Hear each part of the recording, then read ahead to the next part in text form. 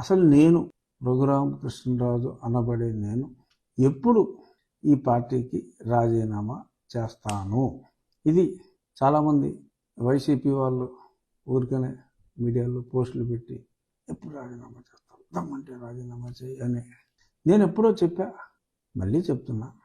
గతంలో నన్ను డిస్క్వాలిఫై చేయాలి అని వాళ్ళు పిటిషన్ ఫైల్ చేశారు. ఎప్పుడో 2020 జూన్ మాసంలో, ఐ థింక్ జూన్ 3వ తారీఖు వీళ్ళందరూ వెళ్ళి పిటిషన్ ఫైల్ చేయడం జరిగింది. అప్పటి నుంచి నేను ఒక ఛాలెంజ్గా తీసుకుని వాళ్ళకి అవకాశం ఇచ్చా. చేసుకోండి రా బాబు, చేసుకోండి అని. మధ్యలో ఒక స్టేజ్లో నేను వీళ్ళ వల్ల కాదని రాజీనామా చేసి మళ్ళీ పోటీ చేద్దాం అనుకుంటే, మరి వీళ్ళు ఇప్పుడే స్టార్ట్ అయింది, ఇప్పుడు కొలిక్కి వచ్చింది, మరి ఈ స్థితిలో ఇతను పారిపోతున్నాడని చెప్పి మళ్ళీ పిచ్చి పిచ్చిగా కామెంట్లు పెట్టడం. ఆ సమయంలో కొంచెం గట్టిగానే ప్రయత్నం చేశారు వీళ్ళు. ఏదో ఒక మీటింగ్ అయితే కండక్ట్ చేయగలిగారు. నన్ను పిలిచి నా వివరణ అడిగారు. అప్పుడు నేను నా వివరణ సంపూర్ణంగా ఇచ్చా. అసలు పార్టీకి ప్రభుత్వానికి తేడా తెలియని పనికిమాలిన వెధవలు ఇచ్చిన కంప్లైంట్ని అసలు మీరు ఎలా కన్సిడర్ చేస్తారు అని చెప్పి నేను వివరణ ఇచ్చా. ఆ వివరణ ఇచ్చిన తర్వాత మరి సమయం ఇవ్వాలి కదా, ఎందుకంటే వివరణ ఇచ్చి భయపడి వాళ్ళు యాక్షన్ తీసుకుని పారిపోయాడు అని చెప్పి అనే అవకాశం కూడా ఉంది. సో అంచేత టైం ఇచ్చా ఇంకెందుకు బొక్క అని, మరి waste, sorry for using that wrong word, కానీ తప్పట్లా. సో ఇంకెన్నాళ్ళు వెయిట్ చేస్తాం? సో అంచేత రేపు వచ్చే నెల మరి మా బడ్జెట్ సమావేశాలు ఉన్నాయి. ఆ బడ్జెట్ సమావేశాల్లో కంపల్సరీగా పాల్గొవలసిన అవసరం ఉంది.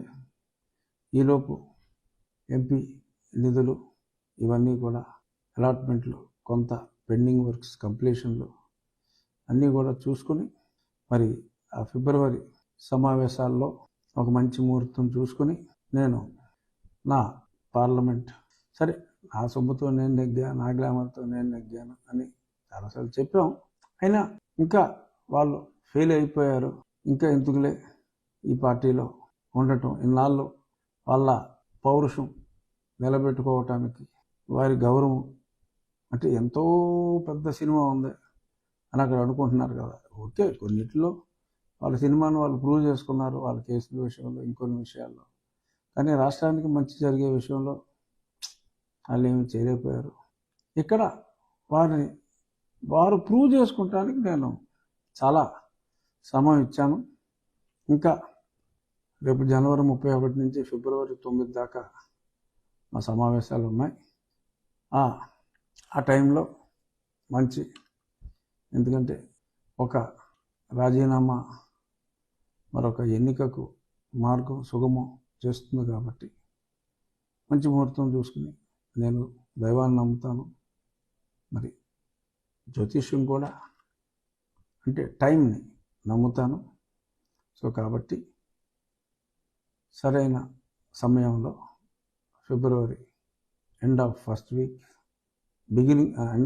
Week and before the end of second week మంచి ముహూర్తం చూసుకుని నేను ఈ